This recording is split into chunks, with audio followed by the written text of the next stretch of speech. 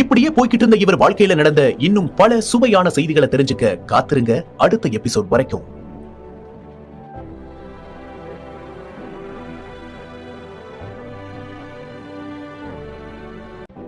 உள்ளூர் பிரச்சனை. பம்பாய் இந்தியாவின் மான்செஸ்டர் அப்படிங்கிற பெருமைக்குரியது. இங்க பருத்தி ஆலைகள் அதிக அளவுல இயங்கிட்டு இருந்துச்சு. இந்த பருத்தி ஆலைகள்ல வேலை பார்க்க இந்தியாவோட பல்வேறு மாநிலங்கள்ல இருந்து மக்கள் வந்து குவிய ஆரம்பிச்சாங்க. பஞ்சாலைகள்ல வேலைக்கு சேர்ந்தவங்க எத்தனையோ பேர். அவங்களுக்கெல்லாம் வரதாபாய் தான் வழிகாட்டி. பம்பாயில தொழில் வளர்ச்சி பெருக பெருக ஆந்திரா, குஜராத், தமிழ்நாடுன்னு இந்த 3 மாநிலத்திலிருந்தும் மக்கள் வந்து குடியேற ஆரம்பிச்சதுல உள்ளூர்வாசிங்க ஓரம் கட்டப்பட்டாங்க.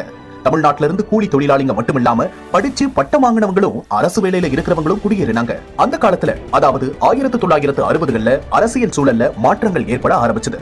இன்னும் சொல்ல போனா பம்பாய் மாகாணமா தான் இருந்தது. அப்போ அதுல குஜராத்தும் ஆந்திராவின் சில பகுதிகளும் இணைஞ்சிருந்தது. பம்பாய் தான் தலைநகரம். மகாராஷ்டிரா தனி மாநிலமா மாறினது 1960 மே 1 அன்னைக்கு தான். மகாராஷ்டிராவும் குஜராத்தும் ஒன்றுக்கொன்று பிரிஞ்சது.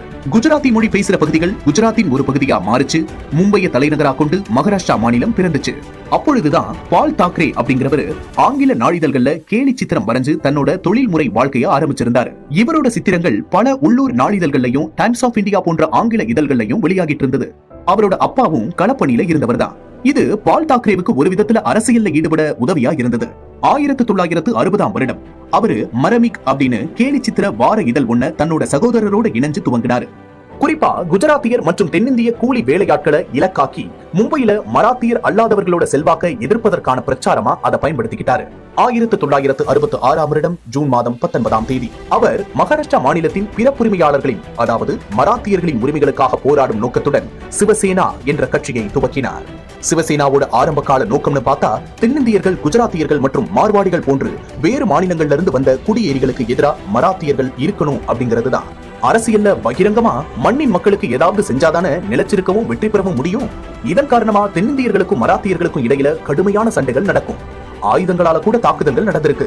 நிறைய உயிரிழப்புகளும் நடந்திருக்கு. அதன் காரணமா தமிழர்கள் சில பேரு உயிர் பயத்துல சொந்த ஊரை பக்கம் கிளம்பிட்டாங்க. தமிழர்களுக்கு பெரிய அளவுல பயம் உண்டாச்சு.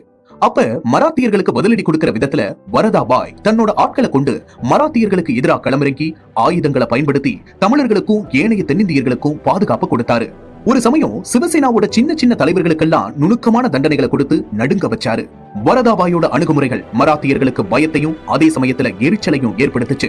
அப்படி இவர் கொடுத்த பதிலடி செயல்களால மராத்திய வன்முறையாளர்களால தமிழர்களுக்கு இருந்த கொடுமைகளும் பயமும் நீங்க ஆரம்பிச்சது. அப்படி ஒரு நிலைப்பாட்டை அன்னைக்கு முதலியார் எடுத்திருக்கலன்னா அங்க இந்த அளவுக்கு தமிழர்கள் நிம்மதியா வாழ்ந்திருக்க முடியாது. நாளடைவுல சிவசேனா தென்னிந்தியர்களை குறிவைக்கிறத நிறுத்தி தன்னோட கட்சியை இந்து மக்கள் ஆதரவு கட்சியா பிரகடனப்படுத்துச்சு. பாரதிய ஜனதாவோட கூட்டணி அமைச்சு தேர்தல்ல போட்டியிட்டாங்க. அவங்க முஸ்லிம்களை எதிரிகளா பாவிக்க ஆரம்பிச்சிட்டாங்க. அரசியல் கட்சினா சென்சேஷனலா ஏதாவது செஞ்சே தீரணும்ல. மக்களை எப்பவுமே டெம்போ குறைஞ்சு போக விடாம பாத்துக்கணும். அதுதான் அரசியல் அணுகுமுறை.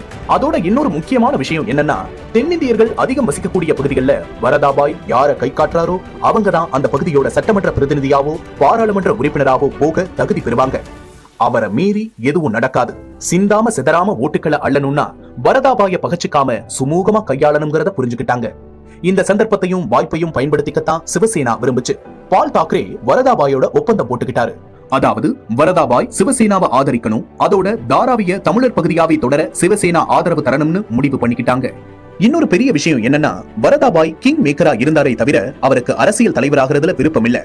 இதுவும் பால் தாக்கரேவுக்கு நிம்மதியையும் ஒரு நம்பிக்கையையும் ஏற்படுத்துச்சு. அதே மாதிரி சிவசேனா கட்சியை நடத்த தேவையான பொருளாதார உதவிகளையும் வரதாபாய் செஞ்சு கொடுத்தாரு. ஆரம்ப காலத்துல சிவசேனா உண்டியல் குலுக்கி கட்சிக்கான நிதியை வசூலிச்சிட்டு இருந்த காலம். முதலியாரோட பொருளாதார உதவிங்கிறது கட்சிக்கு ரொம்ப ரொம்ப தேவையான வைட்டமினா இருந்தது. இந்த எல்லா காரணங்களாலையும் தமிழர்களுக்கு இருந்த எல்லா பிரச்சனைகளும் நீங்கி நிலைமை சீராச்சு. தொடர்ந்து தமிழர்கள் தங்களோட தொழிலையும் வாழ்க்கையையும் சீராக்கிக்கிட்டு நிம்மதியா வாழ்ந்தாங்க. சொல்ல போனா அதுக்கப்புறம் தான் தமிழர்கள் மானத்தோடையும் பயம் இல்லாமையும் வாழ ஆரம்பிச்சாங்க. அப்ப வரதாபாய் ஒரு ரட்சகர் தானே. இந்த மாதிரியான நிலைமையில அவரோடு இணைஞ்சு வேலை பார்த்துக்கிட்டு இருந்த பரமசிவம்ங்கிற தமிழர் வரதாபாய் தலைமையில பம்பாய் தமிழர் பேரவைன்னு ஒன்ன உருவாக்குனாரு. அந்த அமைப்பு தமிழ் மக்களை ஒருங்கிணைச்சதோட பல நல்ல பயனுள்ள செயல்கள் நடக்கிறதுக்கு பேருதவியா இருந்துச்சு. இதன் மூலமா எத்தனை பெரிய நிகழ்வுகள் எல்லாம் நடந்திருக்கு அப்படின்னு பின்னாடி வர எபிசோடுகள்ல பார்க்கலாம். இப்படி வளர்ந்த இந்த மனிதர் தன்னோட சொந்த வாழ்க்கையில எப்படிப்பட்டவரா இருந்தாரு, என்னென்ன பழக்க வழக்கங்கள்லாம் இருந்துச்சுன்னு பார்க்கலாம். ரொம்ப ஆர்வமா இருக்கீங்க தானே? அதையெல்லாம் தெரிஞ்சுக்க அடுத்த எபிசோட கேளுங்க.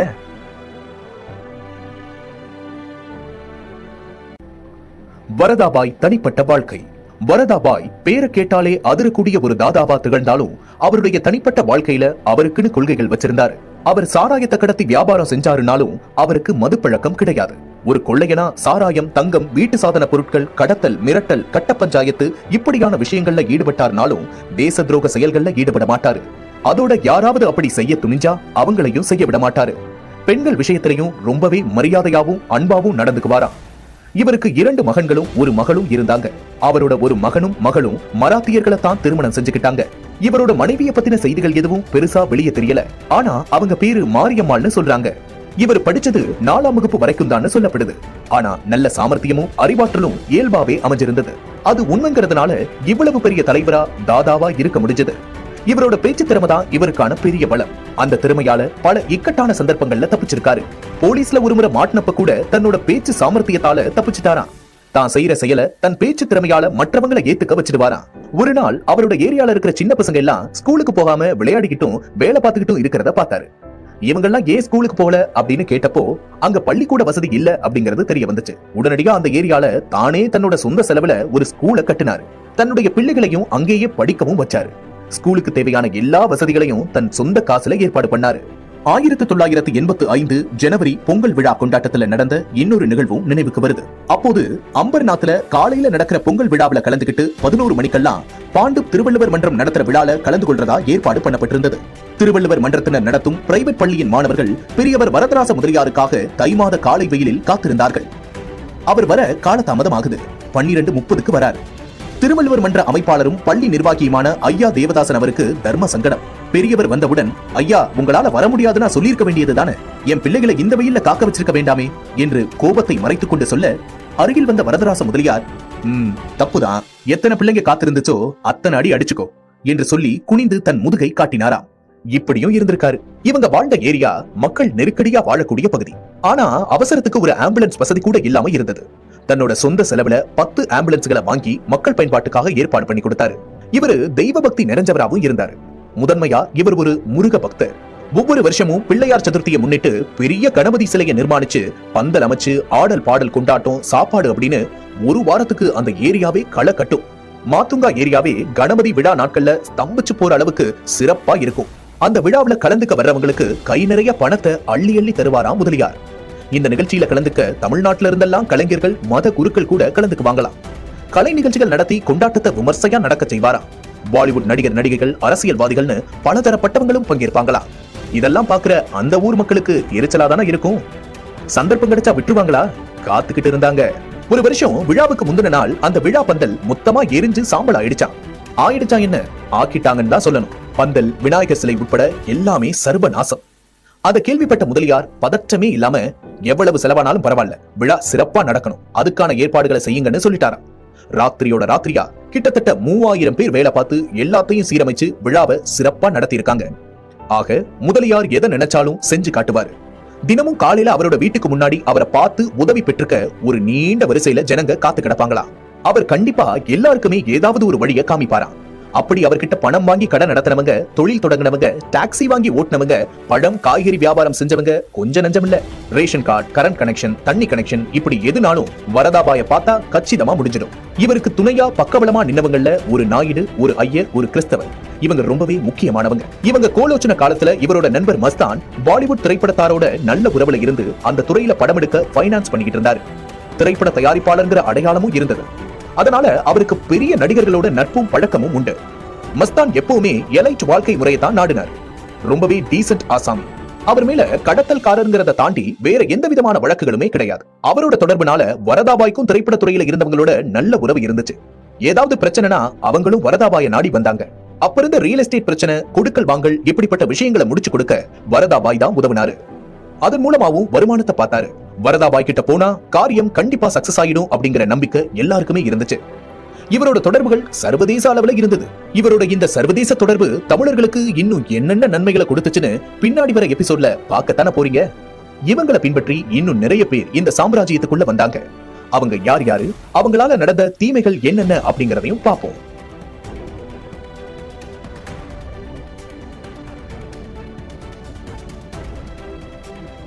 வரதாபாயோடையும் ஹாஜி மஸ்தானோடையும் பின் நாட்கள்ல கேரளத்தை சேர்ந்த ஒருத்தர் இணைஞ்சாரு. வரதாபாயும் சரி மஸ்தானும் சரி படிக்காதவங்க. ஆனா அவங்களுக்கு சர்வதேச தொடர்புகள் இருந்தது.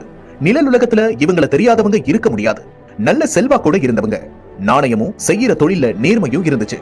அவங்களுக்கான வேற்று நாட்டு தொடர்புகளையும் டெக்னிக்கல் விஷயங்களையும் தெளிவுபடுத்தவும் இந்த புதுசா வந்தவரை பயன்படுத்திக்கிட்டாங்க. இவரோட இயற்பெயர் ராஜன் மகாதேவன் நாயர். இவர்தான் படா ராஜன் சொல்லப்படுறவர். இவரு தானேல ஒரு தொழிற்சாலையில வேலை பார்த்துக்கிட்டு இருந்தாரு. அதிகமான பண ஆசையால மெல்ல நிழல் உலகத்துக்குள்ள காலடி வச்சாரு. இந்த 2 தாதாக்களுக்கும் உதவியா இருந்ததோட தானே சில கடத்தல்களையும் பண்ணாரு. இவரு டைப்ரைட்டிங் மிஷினை கடத்த ஆரம்பிச்சு மெல்ல மெல்ல மற்றவற்றுக்குள்ளேயும் இறங்கினாரு. போலீஸ்காரங்க இந்த தாதாக்களை எப்படியாவது அடக்கிடணும்னு முயற்சி பண்ணிக்கிட்டு இருந்த காலம் அது. இவங்களை நெருங்க கூட முடியல போலீஸால. அப்படியே நெருங்கினாலும் சாட்சிகளோ தடயங்களோ கிடைக்காம தவிச்சுக்கிட்டு இருந்தாங்க. இந்த காலகட்டத்துல பெண்களை வச்சும் சூதாட்ட கிளப்புகளை வச்சும் வியாபாரம் நடத்திக்கிட்டு இருந்த கரீம் லாலா தன்னுடைய தொழிலை கொஞ்சம் தளர்த்திக்கிட்டாரு. அவர் தன்னுடைய ஹோட்டல் தொழில கவனம் செலுத்த தொடங்கினாரு. ஆனா இவர்கிட்ட இருந்து பிரிஞ்சவங்க 2 குழுக்களா மாறி தனியா செயல்பட ஆரம்பிச்சிட்டாங்க. அதுல ஒரு குரூப் தான் பதான் குரூப். அவங்க காலத்துக்கு தகுந்த மாதிரி வேறு விதமான கடத்தல்கள்லையும் நாட்டை பாதிக்கிற செயல்கள்லையும் ஈடுபட ஆரம்பிச்சாங்க. அதனால 2 குழுக்களுக்குள்ளேயும் மோதல்களும் பகையும் வளர்ந்துச்சு. ஒரு முறை படா ராஜன் ஒரு வழக்குல கைதாகிறாரு. கைதாகிறதுக்கு சில நாட்கள் முன்னதான் ஷபீருங்கிறவரோட உயிருக்கு விலை அறிவிச்சிருந்தாங்க பதான் கோஷ்டி. இந்த ஷபீர் தாவூத் இப்ராஹிமோட அண்ணன். அந்த ஷபீரை கொல்றதுக்கு காசை வாங்கி அந்த போட்டு தள்ளுற வேலையையும் முடிச்சிருந்தாரு வேற ஒரு ஆளை வச்சு. படாராஜனுக்கு இந்த 2 மூத்த தாதாக்களோடையும், அதாவது வரதாபாய் மற்றும் ஹாஜி மஸ்தானோட அத்தனை விஷயங்களும் அத்துபடி. போலீஸ்காரங்க இந்த சந்தர்ப்பத்தை விட்டுடக்கூடாதுன்னு இவரை வெளுத்து வாங்கினதுல அவரு தன்னோட தலைவர்களை காட்டி கொடுக்க முடிவு பண்ணி அப்ரூவரா மாற ஒத்துக்கிட்டாரு. ஆனா அவர் கோர்ட்டுக்கு வரும்போது கடற்படை யூனிஃபார்ம் போட்ட நபர்களால சுட்டுக் கொல்லப்பட்டாரு. இத செஞ்சது வரதாபாய்னு சிலரும், இன்னும் சில பேரு இன்னொரு கேங்ஸ்டரான அதாவது கரீம் லாலா கிட்ட இருந்து பிரிஞ்சு செயல்பட்டு வந்த பதானோட ஆளுங்கள்னு சொல்றாங்க. ஷபீரை கொன்னதுக்கு பழிவாங்கும் விதமா நடந்திருக்கலாம்.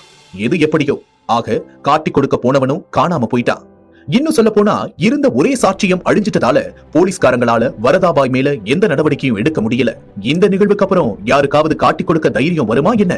எப்பவுமே நெருங்க முடியாத ஒரு மனிதராகவே அவர் இருந்தார். ஆனா அவரோட சரிவுக்கு ஒரு கருப்பு ஆடு அவரோடவே இருந்து அவரால வளர்ந்து மிகப்பெரிய அரசியல் பதவியெல்லாம் அடைஞ்ச சுப்பிரமணியங்கிற ஒருத்தர் தான் சொல்லப்படுது. முதல்ல நிறைய தகவல்களை, முதலியாரோட நடமாட்டத்தை, ரகசியங்களை போலீஸ் தெரிஞ்சுக்கிச்சு படாராஜன் மூலமா. அதுக்கப்புறம் இந்த சுப்பிரமணி. மூணாவதா இன்னொருத்தர் ஸ்ரீவத்சாங்கிறவர். இவரு துபாயில இந்திய தூதரா இருந்தவர். இந்த கடத்தல்காரங்க எல்லாரும் வருஷா வருஷம் துபாயில கூடி தொழில் பேசுறதும் ஜாலியா பொழுதுபோக்கவும் செய்வாங்க. அந்த நாட்கள்ல இந்த ஸ்ரீவத்சர் முதலியாரோட பழகி அவரோட நிறைய விஷயங்களை தெரிஞ்சுக்கிட்டாரு. அதையெல்லாம் பின் நாட்கள்ல பயன்படுத்தி வரதாபாயோட சாம்ராஜ்ய சரிவுக்கு காரணமாயிட்டாரு. வரதாபாய் பம்பாயில இருந்த வரைக்கும் தேசவிரோத செயல்கள்ல ஈடுபடுறவங்களை கட்டுக்குள்ள வச்சிருந்தாரு. தமிழனா இருக்கிறவனுக்கு ஒரு பாதுகாப்பு அரணா இருந்தாரு. நம்பி வந்தவங்களுக்கு நல்லதை செஞ்சாரு. 1975 1977 வரைக்கும் எமர்ஜென்சி காலகட்டத்துல இவரை சிறையில் அடைச்சாங்க. ஆனா எந்த விதமான குற்றமும் நிரூபணம் ஆகாததால வேறு வழி இல்லாம விடுதலை பண்ணிட்டாங்க. 1980கள்ல ஒரு முறை கப்பல்ல வந்த சரக்க கடத்தும் போது பிடிபட்டாருனாலும் அதுக்காக ஒரு 10 லட்சம் அபராதம் கட்ட வேண்டி வந்ததே தவிர அவரை கைது செய்யற சந்தர்ப்பம் அமையல. அந்த இக்கட்ல இருந்தும் தப்பிச்சிட்டாரு. வரதராஜ முதலியாரும் ஈழ தமிழர்களும். வரதராஜ முதலியார் தமிழர்களுக்கான ஒரு பாதுகாவலனாவும் அரணாவும் திகழ்ந்தார் அப்படிங்கறத நம்ம முன்னாடி பார்த்தோம். 1983கள்ல ஈழ தமிழர்களுக்கு எதிரான வன்முறைகள் நடந்தேறிக்கிட்டு இருந்தப்போ அதை கேள்விப்பட்ட வரதராஜ முதலியாரின் ரத்தம் கொதிச்சுது. தமிழர்களுக்கு ஆதரவா குரல் கொடுக்கணும் அப்படிங்கிற வேகத்துல ஒரு பெரும் தமிழர் படையை திரட்டி ஊர்வலம் ஒண்ணு நடத்தினாரு. அந்த ஊர்வலத்துல லட்சக்கணக்கான தமிழர்கள் திரண்டாங்க. அந்த மாபெரும் கூட்டத்தை கட்டுப்படுத்த முடியாம போலீஸ் திணறி கிட்டத்தட்ட பம்பாய் நகரமே ஸ்தம்பித்து போனது. இந்த ஊர்வலம் அன்றைய இலங்கை தூதரகத்தை நோக்கி பயணப்பட்டது. மக்கள் கூட்டத்தை கட்டுப்படுத்தணும் அப்படிங்கிறதுக்காக ரயில் சேவைகள் கூட நிறுத்தப்பட்டன. ஆனா வரதாபாய் தன்னோட முயற்சியால தனி ரயில தமிழர்களுக்காக ஏற்பாடு செஞ்சாரு. இது அனைத்தையும் பம்பாய் தமிழர் பேரவை என்று அவர் நிறுவிய அமைப்பின் மூலமா செஞ்சு முடிச்சாரு. அந்த அமைப்பு மூலமா தான் மக்களை ஒன்று திரட்ட முடிஞ்சது. அப்பெல்லாம் இன்னைக்கு மாதிரி செல்போன்கள் எல்லாம் இல்லாத காலம். ஆனாலும் இப்படி ஒரு மனிதனோட குரலுக்கு காது கொடுத்து இவ்வளவு பெரிய ஒரு படையே திரளும்னு யாருமே எதிர்பார்க்கல. அந்த நாட்கள்ல திரண்ட கூட்டத்தின் அளவு இந்திய தேசமே பம்பாயை உத்து பார்க்க வச்சது. அப்ப பிரதம மந்திரியாக இருந்த இந்திரா காந்தி யார் இந்த வரதாபாய் அப்படின்னு பம்பாயில இத்தனை தமிழர்கள் வாழ்றாங்களான்னு கேட்கிற அளவுக்கு இருந்தது. இந்த சம்பவம் அன்றைய தமிழ்நாட்டின் முதலமைச்சராக இருந்த எம்.ஜி. ராமச்சந்திரன் அவர்களையும் கவர்ந்துச்சு. நம்ம எல்லாருக்குமே தெரியும் எம்ஜிஆர் ஈழ ஆதரவாளர் அப்படிங்கறதும் அவர் ஈழ தமிழர்களுக்காக ஒரு பெரிய தொகையை கொடுத்து தன்னோட ஆதரவையும் தந்தாருன்னு. அந்த வரிசையில வரதாபாய் இன்னும் ஒரு படி மேல போய் ஈழப்போருக்கு தேவையான ஆயுதங்களை கூட சர்வதேச சந்தையில இருந்து தருவிச்சும் அவங்களோட தொடர்புகளை ஏற்படுத்தி கொடுத்தும் உதவினாரு. இலங்கை அரசு கூட தமிழ்நாட்டை தாண்டி இவ்வளவு தமிழர்கள் வாழ்றாங்கன்னு, இப்படி ஒரு ஒற்றுமையோட இருக்காங்கன்னு திகச்சு போயிட்டாங்க.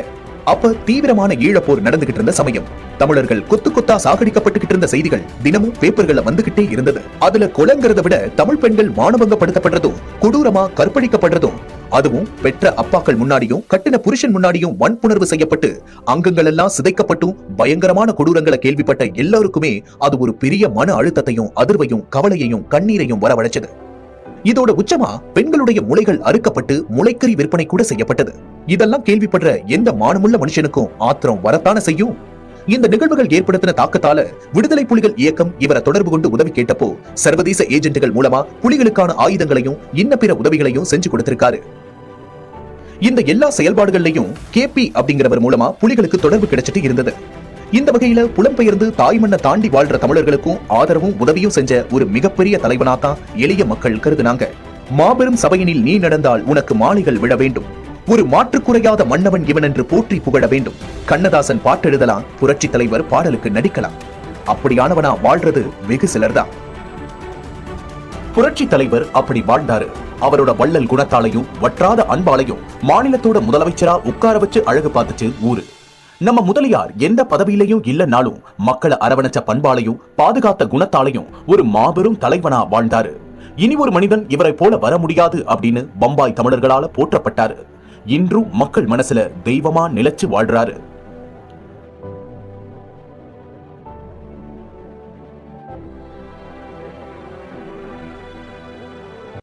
வரதாபாயின் சரிவு நாம முன்னாடி எபிசோட்கள்ல பார்த்தோம் இல்லையா? இந்த சாம்ராஜ்யத்தை பங்கு போட்டுக்க புதுசா ஆட்கள் வர ஆரம்பிச்சாங்க. நாட்டின் நிலவரங்களும் மாற ஆரம்பிச்சது. போலீஸும் அரசாங்கமும் தாதாக்களை ஒழிக்கிற முயற்சியில தீவிரம் காட்டினாங்க. என்ன செஞ்சாலும் வரதாபாய கண்டிப்பா சட்டப்படி எதுவும் செய்ய முடியாதுனாலும் தொந்தரவுகள் அதிகமாச்சு. இவரோட ஆட்களை கைது பண்றதும் என்கவுண்டர் பண்றதும் அதிகமாச்சு. இளைய தலைமுறை தாதாக்கள் பல்வேறு குழுக்களா பிரிஞ்சு ஒருத்தருக்கொருத்தர் அடிச்சுக்கிட்டாங்க. இதனால கலவரங்களும் வன்முறைகளும் அதிகமாச்சு. இந்த நேரத்துல நிழல் உலகத்துல கால் பரப்பினவங்க சோட்டா ராஜன், தாவூத் இப்ராஹிம், ஷபீர் போன்றவங்க. இடையில ஏற்பட்ட மத கலவரங்களும் குழு சண்டைகளும் இதெல்லாம் ஒரு பக்கம் இருக்க, அவரோட பயணிச்சவங்க இவரை அளவுக்கு அதிகமா புகழ்ந்து அவரை தாம் ஒரு சூப்பர் பவர், தன்னை நாட்டின் பெரிய தலைவரா கூட மதிக்கிறாங்க அப்படின்னு நம்ப வச்சாங்க. அப்படி நம்ப வச்சதுல முக்கிய பங்காற்றினவர் முன்னாடி எபிசோட்கள்ல சொல்லப்பட்ட அந்த கருப்பு ஆடுகள்ல ஒருத்தரான ஜெபராஜ்ங்கிறவர். அதோட இந்த கடத்தல் போன்ற தொழில்களை எல்லாம் கொஞ்சம் கொஞ்சமா நிறுத்திட்டதோட போலீஸுக்கு போய்கிட்டு இருந்த பங்கெல்லாம் நிறுத்திட்டாரு. நான் தான் எதுவுமே செய்யலையே, அப்புறம் எதுக்கு கொடுக்கணுங்கிற வாதம். இதையெல்லாம் மீறி தன்னை காப்பாத்திக்கிற திறன் இருந்தாலும் புதுசா பதவியில வந்து உட்கார்ந்த ஒய்சி பவாருங்கிற போலீஸ் அதிகாரி இவரை சிறையில் அடைக்க மிகுந்த தீவிரம் காட்டினாரு. தன்னால ஏற்பட்ட கஷ்டங்களை பார்த்து வரதாபாய் பிரச்சனைகளை தொடரவிட வேணாம்ங்கிற எண்ணத்துல பம்பாயில இருந்து சென்னையில செட்டில் ஆயிட்டாரு. வரும்போது கூட தன்னோட வேலை பார்த்தவங்களுக்கெல்லாம் தன்னோட சொத்துக்களை பிரிச்சு கொடுத்துட்டு தன் மகளோட பட்டினப்பாக்கம்ங்கிற பகுதியில வந்து தங்கிட்டாரு. அவருக்கு சம்பாதிக்கணும், அதை அவரை தேடி வர்றவங்களுக்கு கொடுக்கணும்னு தோணுச்சே தவிர தனக்காகவோ தன் குடும்பத்துக்காகவோ பெருசா எந்த சொத்தையும் சேர்த்துக்கல. அந்த எண்ணமே தோணாம வாழ்ந்திருக்காரு. இவர்கிட்ட சில பேரு கைதாகிடுவோம்ங்கிற பயத்தினாலதான் நீங்க தமிழ்நாட்டுக்குள்ள வந்து தஞ்சமடைஞ்சிட்டீங்களான்னு கேட்டாங்க. அதுக்கு அவர், என்னால என் மேல போடப்பட்ட வழக்குகளை சட்ட ரீதியா எதிர்கொள்ளவும் முடியும், அதே சமயம் குற்றங்கள் நிரூபணமாகாம வெளியே வரவும் முடியும். ஆனா சிறையில் அடைக்கிறதா சொல்லி இந்த போலீஸ்காரங்க கோர்ட்டுக்கு கூட்டிட்டு வரும்போது ஏதாவது செஞ்சிருவாங்க. என்னுடைய மக்களும் இதனால பாதிக்கப்படுவாங்க. அதனாலதான் நான் இங்க இருக்கேன்னு சொன்னாரு.